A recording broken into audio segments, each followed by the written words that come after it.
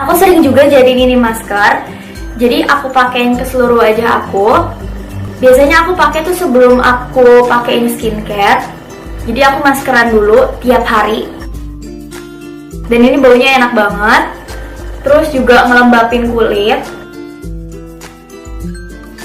Pakainya banyak-banyak aja, nggak usah tipis-tipis karena ini isinya tuh banyak banget gitu loh. Anyway, di sini aku nggak ada yang di endorse. Ini benar-benar Hanes review dari aku. Dan setelah aku olesin ke seluruh wajah aku, biasanya aku tunggu 10-20 menit sampai maskernya tuh kering dan nyerap ke kulit aku. Habis itu aku bilas lagi pakai air bersih.